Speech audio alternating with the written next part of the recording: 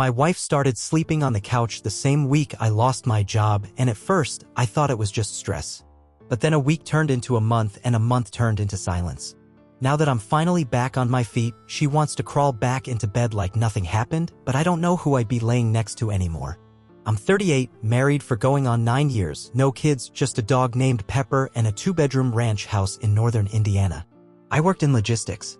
Nothing flashy. Just a steady, dependable job managing shipments for a regional trucking company.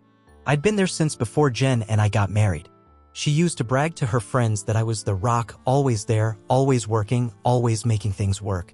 And for a long time, that was true. Then in February of last year, the company folded. Abruptly. One day I was organizing our spring freight schedule, and the next, I was being escorted out of the office with a cardboard box full of personal belongings and a forced smile from HR. I remember walking into our kitchen that evening, setting the box down on the counter, and telling Jen, "Well, I guess I'm early for dinner." She laughed until she saw my face. "What happened?" "They let me go." Whole branches shutting down. Her mouth opened slightly like she wanted to say something comforting, something supportive. But she didn't. Not then. She just nodded slowly and said, "We'll figure it out." The thing is, I believed her. The first couple weeks were rough. I applied everywhere, online, in person, even through old contacts I hadn't spoken to in years. I got polite rejections and automated emails that said things like, "We've decided to move forward with other candidates." Jen kept working her accounting job, which thankfully covered the basics. I picked up more of the house chores, started cooking dinners, even took up jogging just to keep my mind from spiraling. Then, one night in early March, I came out of the shower and found the bed empty. I figured maybe she'd fallen asleep watching TV again. But she never came back to bed. The next morning, when I asked her about it, she just shrugged. "The dog was up all night, and I didn't want to keep you awake." Seemed fair enough. One night, then it became 2, then 5, then every night. Always with a new excuse. She fell asleep by accident, the couch was more comfortable, she had a lot on her mind. I asked her directly once, "Is something wrong?"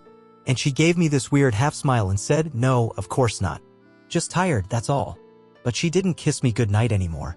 Didn't reach for my hand when we watched movies. Stopped touching my back when she walked past me in the kitchen. The distance grew like mold. Quiet. Creeping. Unspoken.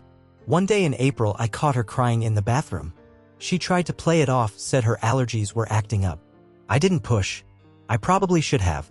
But when you're already feeling like a burden, the last thing you want is to pry into someone else's pain. You just shrink a little more. I started driving Uber at night. Anything to bring in something, even if it was only gas money. I told her we were a team, but it felt like I was rowing alone.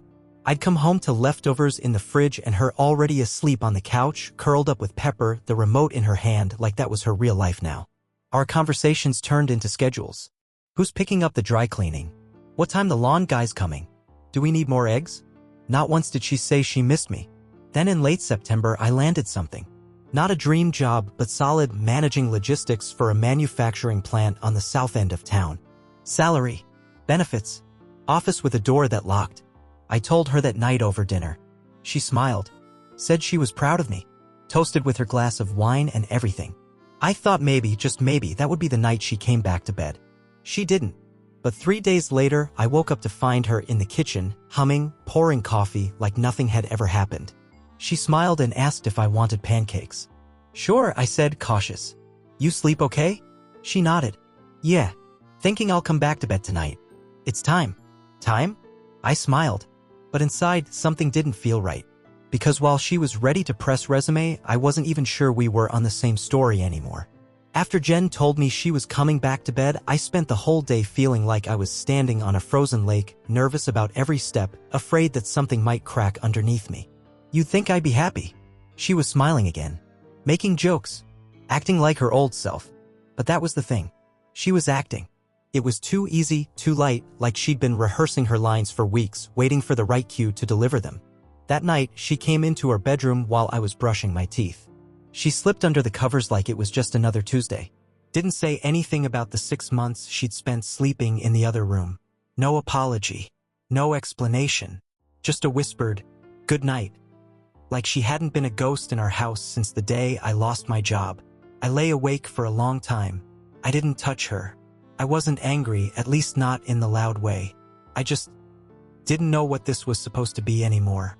We'd lived two different versions of the same life for months, and now she expected us to just snap back into place like nothing shifted? The next morning, I made us both coffee and decided to talk. Not to accuse, just to ask. She sat at the kitchen table, flipping through emails on her phone like always. I slid her mug toward her. "I wanted to ask you something," I said. She didn't look up. "Okay. Why'd you stop sleeping next to me?" She paused, then set her phone down slowly. "I told you, I wasn't sleeping well. It wasn't about you." "That's not really an answer, Jen." She looked at me, and for a moment, I saw something crack behind her eyes. Something tired. "You were different," she said. "When you lost your job, something changed. You stopped talking. You stopped laughing. You'd sit in the garage for hours doing nothing. It felt like I was living with a stranger." I nodded. "And your way of dealing with that was to leave me alone every night?" "I didn't know how to help you," she snapped, voice rising before she caught herself. "You pulled away first. I didn't know if you wanted me around. So you just left the room?" She took a long sip of coffee and didn't answer. That day at work, I couldn't concentrate. I kept thinking about that line, "You were different." Of course I was. I had just lost the one thing I thought defined me. The paycheck, sure, but also the purpose. I felt like a broken compass, and she couldn't even bother to sit in the same room with me while I figured it out. She didn't offer to help with my resume, didn't ask how interviews went unless I brought it up. And now she was saying I pulled away? I called my buddy Marcus on the drive home. He and his wife had their share of rough patches, but they'd always been blunt with each other. "You tell her all this?" he asked after I vented. "Not really. I'm trying not to fight. Things are better now." "Better how?" he said. "Because she's in the same bed? You know that's not the same thing, right?" I didn't say anything. "She abandoned you when you needed her. Now she's back like nothing happened. That's not support, man. That's convenience." It hit me harder than I expected. That night, we were brushing our teeth together like nothing was wrong, and I decided I couldn't keep playing house. I dried my hands and looked at her in the mirror. "I'm still different," I said. "Even with the new job. I'm not the same guy who left here in February." She met my eyes in the glass. "I know. And I don't know if we're okay just because we're sleeping in the same bed again." She froze for a second, then nodded. "I figured you'd say that." "So what now?" I asked. She didn't answer, just walked into the bedroom and sat on the edge of the bed, elbows on her knees, staring at the floor like the answer was written in the carpet. "I thought I was giving you space," she whispered. "That's what you said you needed." "No," I said. "I needed you. I just didn't know how to ask." That was the first real conversation we'd had in months. But it wasn't a fix. It was a beginning, or maybe an ending with potential. Because love isn't just about showing up when things are good. It's about sitting next to someone when they're at their worst and saying, "I'm not going anywhere." And she didn't say that. Not once. They say distance doesn't always show up in miles. It can live between two people sitting at the same dinner table, in the same bed, under the same roof. That was us. Me and Jen. For months, I thought we were drifting. But maybe we weren't drifting. Maybe we were already apart, just pretending we weren't. After our talk that night, the first honest one in too long, something shifted between us, but not in the way I hoped. She came back to bed, sure. We had more meals together. But the silence didn't disappear. It just got quieter. She was trying. I'll give her that. She'd ask about work again, tell me about hers, send me funny memes while I was on lunch break like she used to. We even had a date night. Bowling and burgers. It should have felt like old times. But it didn't, because I wasn't sure I believed her anymore. And worse, I wasn't sure I wanted to. One Sunday morning, a few weeks after our reset, I found myself standing in the garage, staring at an old shelf full of boxes we hadn't touched since we moved in. I was supposed to be grabbing light bulbs, but I ended up pulling down a box labeled wedding stuff. Inside were cards, leftover invitations, and a photo album we never finished. One of the envelopes held a note Jen had written me on the morning of our wedding. I unfolded it slowly like it might crack from age. "I know I don't say it enough, but you're my safe place. the calm in my storm. No matter what happens, we'll face it together, side by side. I read it 3 times. Then I put it back in the box. Because it didn't mean anything anymore. That afternoon, Jen found me outside, fiddling with the grill. "You okay?" she asked. "Yeah." She hesitated, then added, "You've been distant again." I didn't respond right away. I could have lied. Said work was stressful or I was just tired. But something in me was done pretending. "I'm not sure I trust you," I said. She blinked. "What?" "I don't mean cheating or anything like that. I mean," I sighed. "When I was at my lowest, you disappeared. Not physically. Emotionally. You didn't hold me. You didn't ask how I was really doing. You didn't even sit next to me. You went to the couch." Jen crossed her arms. "I told you I didn't know what to do. I was overwhelmed. You shut down too."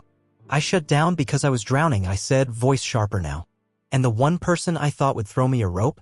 She turned around and went to sleep in the next room. Jen looked down like the grass had the answers. "I didn't know how to handle you like that," she whispered. "You've always been the strong one." I panicked. I nodded slowly. "I get that. I really do. But now that things are better, now that I'm okay, you want to pick up where we left off. And I don't think I can." She looked up. "So what, this is it? You want a divorce?" "I don't want anything right now. I just don't know how to feel about us. That's the truth."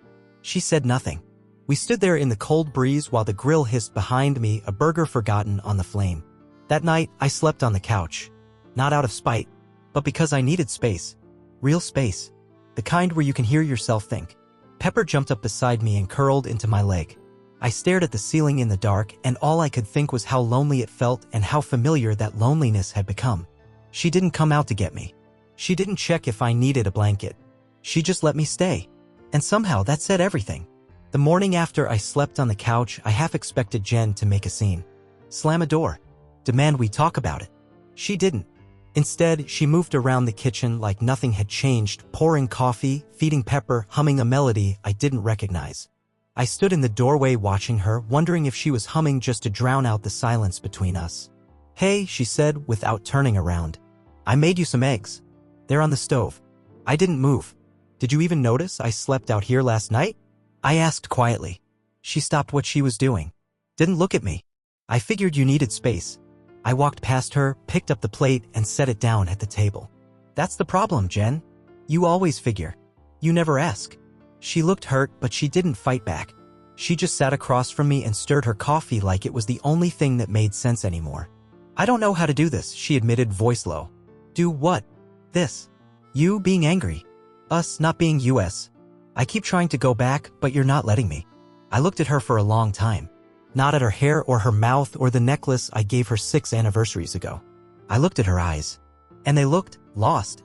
"I don't think I want to go back," I said. "Not to that version of us." Her brow creased. "Then what do you want?"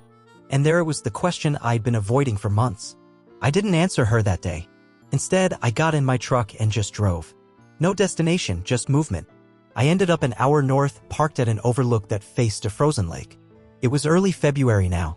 The same cold season I lost my job the year before.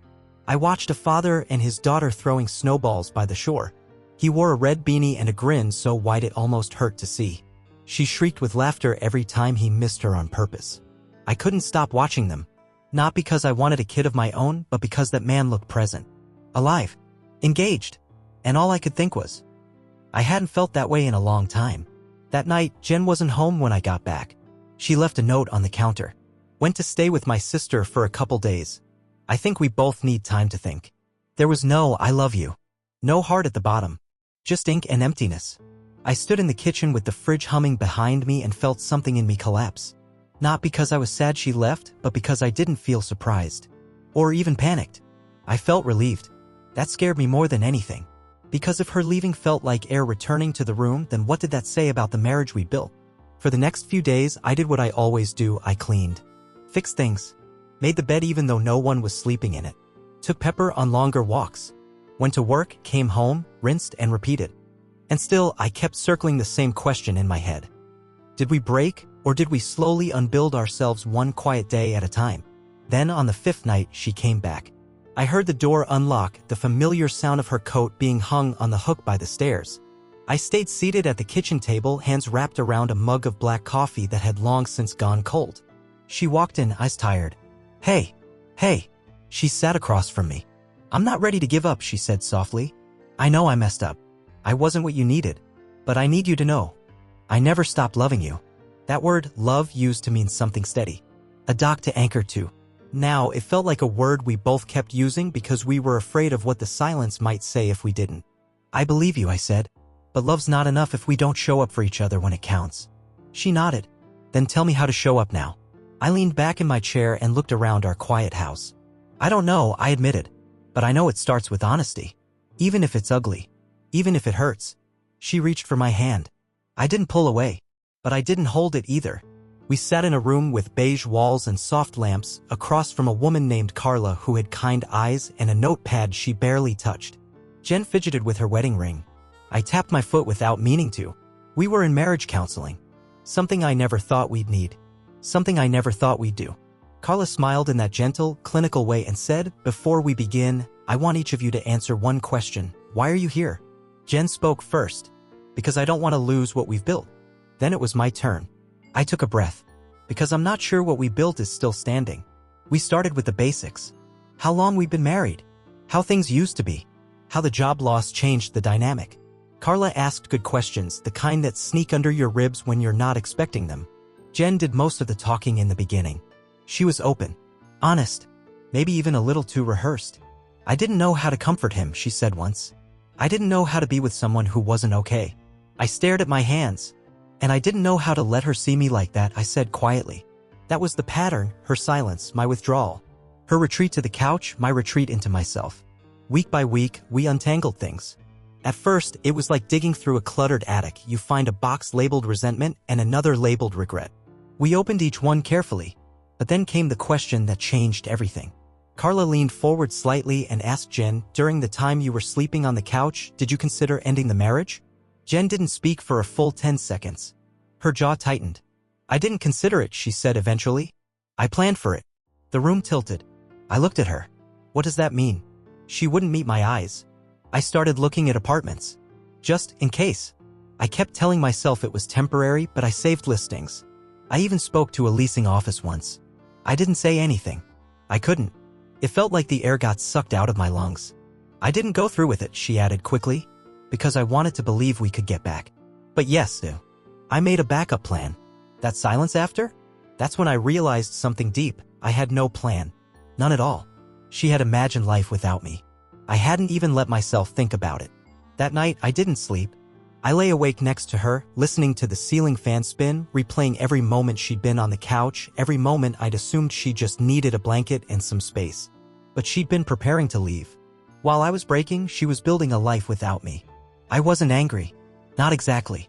It was something colder. Something more hollow. In our next session, Carla asked me how I felt after hearing Jen's confession. "Like a safety net was cut without me knowing," I said.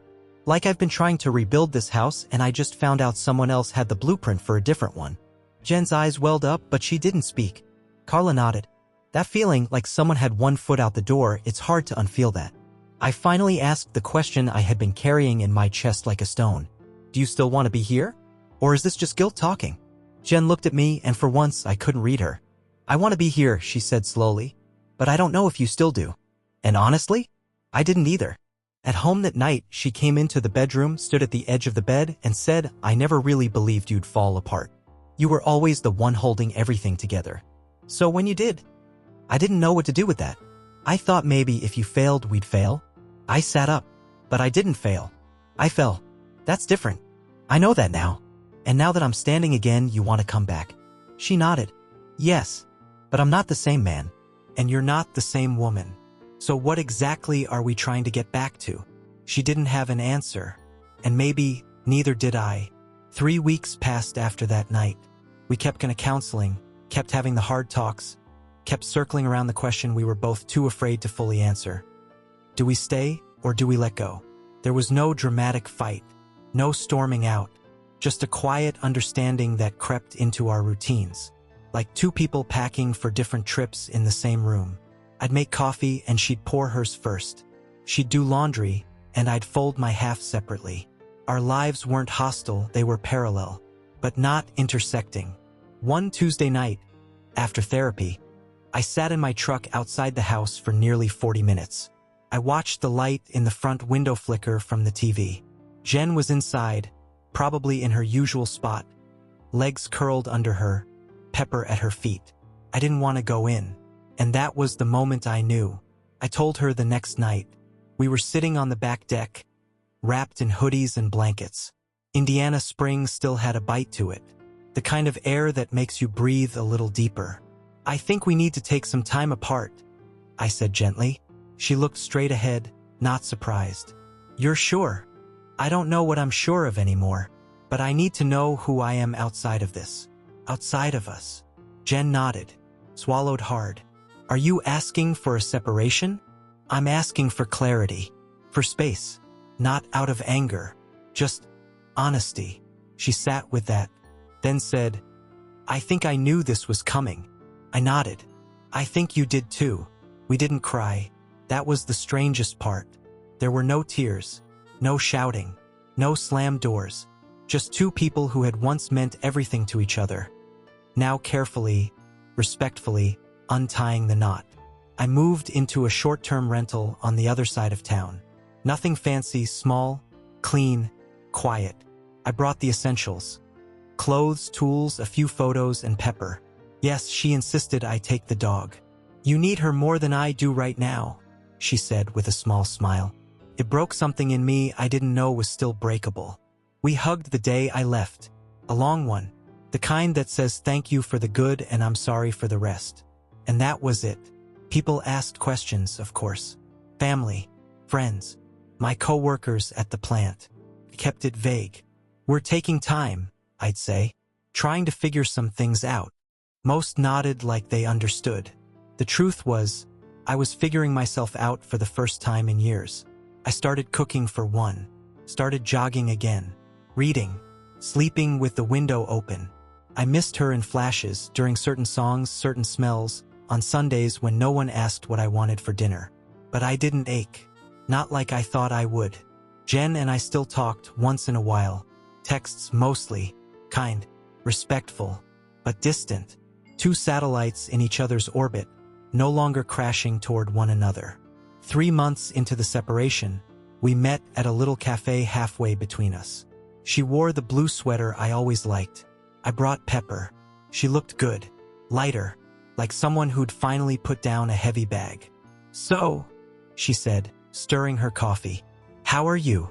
I'm peaceful, I said, and it wasn't a line. She smiled. Me too. There was a pause. I've been thinking, she continued. We were so focused on surviving that we forgot to ask ourselves what we wanted life to look like. Exactly. She reached into her bag and pulled out a small envelope. I wrote this a while ago, after our second session with Carla. I didn't have the courage to give it to you then. I opened it later that night. I love you. Maybe I always will. But loving someone isn't the same as being the right partner for them. We were good once, but we stopped being us somewhere along the way. If you ever find that version again, I hope you hold onto it tighter than we did. Be happy, even if it's not with me. It's been nearly a year now. The divorce was mutual, quiet, and clean. No drama, no lawyers fighting over furniture. Just a handshake, a hug, and 2 signatures that closed a chapter we both cherished and outgrew. I still think about her sometimes. I hope she's well. I hope she dances in her kitchen again. I hope she finds someone who makes her feel safe in the storm and stays when it rains. As for me, I'm still figuring it out, still working, still breathing, still learning how to be whole without someone else filling the gaps. But now, when I think about normal, I don't think about the life we had. I think about this quiet strength I've built alone. And finally, I like who I'm becoming.